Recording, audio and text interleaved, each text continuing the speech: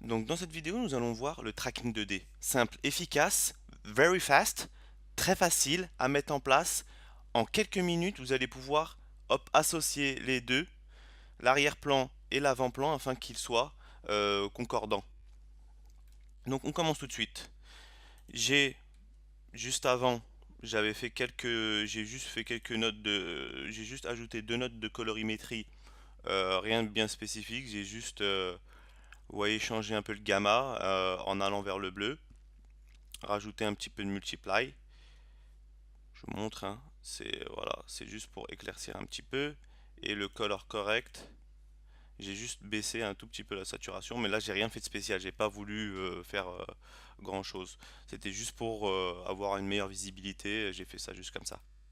Ok, donc on y va. Je J'appuie sur Tab. Je écris tracker. Prends le node tracker. Voilà, j'ai le node tracker que je relie à ma vidéo. Très simplement. Maintenant, on va devoir traquer. Traquer un endroit qui soit assez stable pour pouvoir le coller à l'arrière-plan. Donc coller ces points de track qui seront les coordonnées de l'arrière-plan. J'avance pour voir un petit peu dans mon métrage.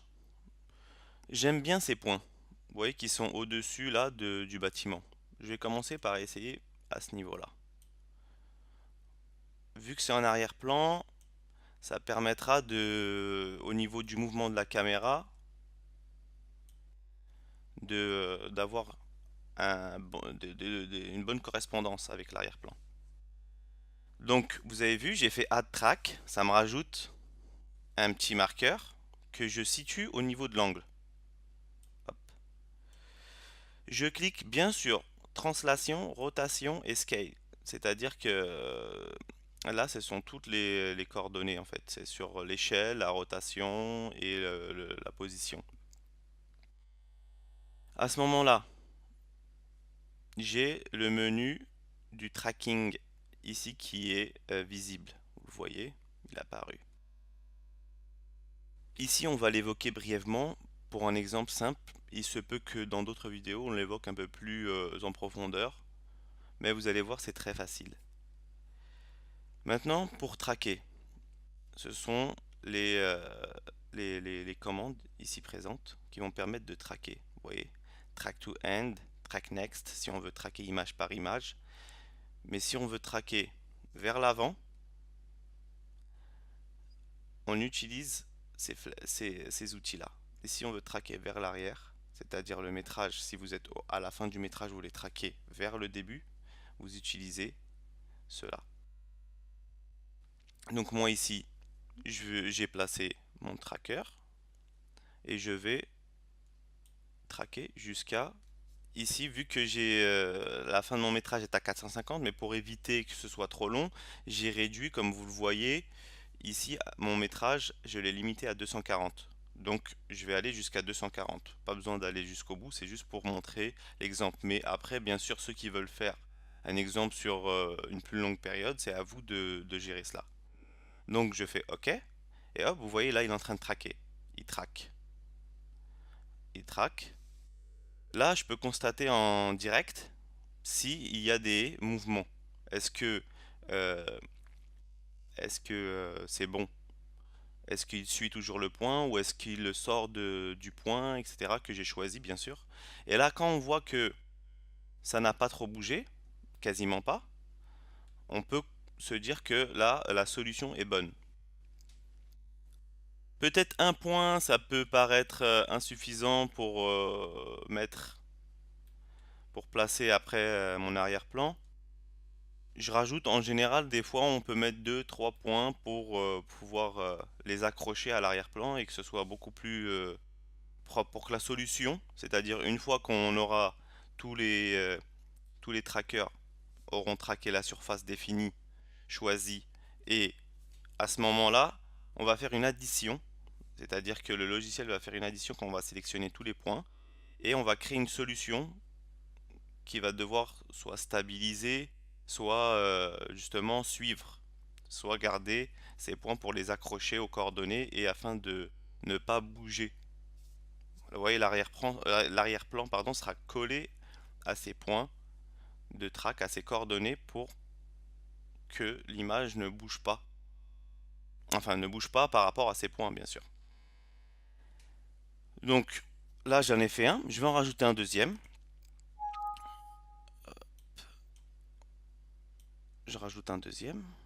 Ici. On va rajouter sur l'autre bord. On va essayer, pourquoi pas. La même chose, on n'oublie pas de cocher Translate, Rotate et Scale. Et là, pareil. Je vais faire un tracking de toute ma séquence jusqu'à 240, bien sûr. Pas jusqu'à 450. Hop, je lance. Là, je peux suivre en même temps pour voir si ça accroche ou pas. Vous voyez, ça avance tranquillement. Il se peut qu'on ait des variations. Après, on suit. Tout dépend de la performance de votre PC. Ça peut aller plus ou moins vite. Là, ici, on n'a pas trop d'erreurs. Ça va. Mais, imaginons, pour donner un peu plus d'éléments sur le tracking 2D, imaginons que à l'image 200, par exemple, j'ai vu que ça s'est décalé. Je peux replacer mon tracker. Je le replace, vous voyez, j'ai changé un peu, je l'ai remis un petit peu en place, on va dire. Ça m'a créé la frame 199, c'est-à-dire que ça a marqué cet endroit comme étant un point supplémentaire pour situer l'endroit précis où on traque. Donc, en général, lorsqu'on replace, par exemple ici à la frame 199, ça veut dire que la suite du tracking n'est pas bonne.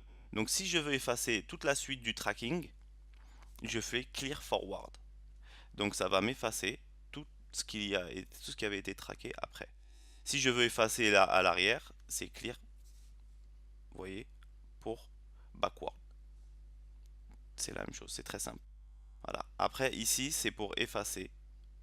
Vous voyez, en fait, si vous laissez, vous allez voir clear all. Je pense que tout le monde a compris, malgré le peu d'anglais qu'on a, c'est pour tout effacer. Voilà. Ça, c'est les fonctions principales. Après, vous avez d'autres choses, mais pour l'instant, on les verra plus tard. Là, c'est vraiment pour montrer la base du tracking 2D. Donc là, hop, je vais finir mon tracking et je relance jusqu'à 240.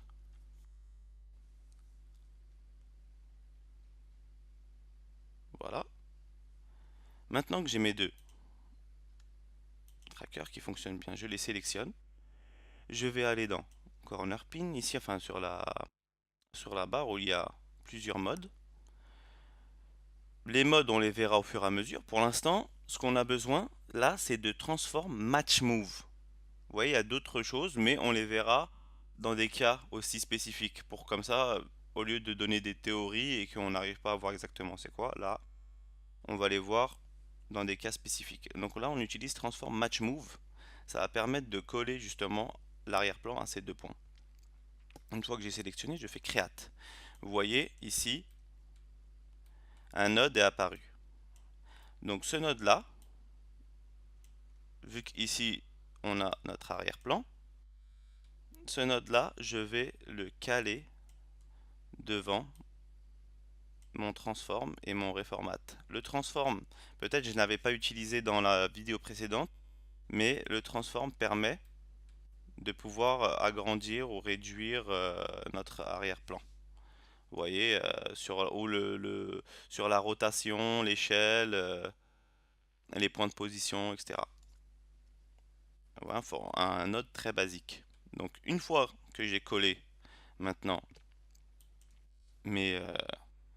mon node transform à l'arrière-plan, je remets au départ et on va tester pour voir si ça tient correctement ou pas. Hop. Et là, on va tester. Et vous voyez, ça tient bien. Et là, on a notre arrière-plan qui est collé avec l'avant-plan. Voilà. Vous avez réussi à faire un tracking 2D en changeant l'arrière-plan de manière easy. Oui, donc un node très important que nous n'avons pas vu, que j'ai pas mis sur la première vidéo. Je vais vous le montrer ici très facilement. Une fois que vous avez terminé votre composition et que vous êtes satisfait de votre travail, en utilisant le node write, vous voyez qu'on retrouve ici, raccourci W, vous l'intégrez à votre composition et cela va vous permettre d'exporter votre métrage en utilisant, voilà, ici l'allocation. Vous choisissez un dossier, le type de format que vous voulez, MOV, JPEG, Targa, TIFF en image, et après vous cliquez sur Render en indiquant, si vous le souhaitez, là je vais vous montrer un petit exemple. Allez, on va le mettre ici, je choisis un nom, Sky, hop, Save, je mets le format MOV, j'applique H264, je laisse en 24 images par seconde, et là, hop, j'applique le rendu 51 jusqu'à 240 tout simplement. Et là, je fais OK et ça nous rend notre vidéo. Et voilà, là vous avez exporté votre vidéo, vous avez mené votre composition de A jusqu'à Z. On se retrouve bientôt pour de nouvelles vidéos et de nouveaux cas pratiques. Allez, à bientôt.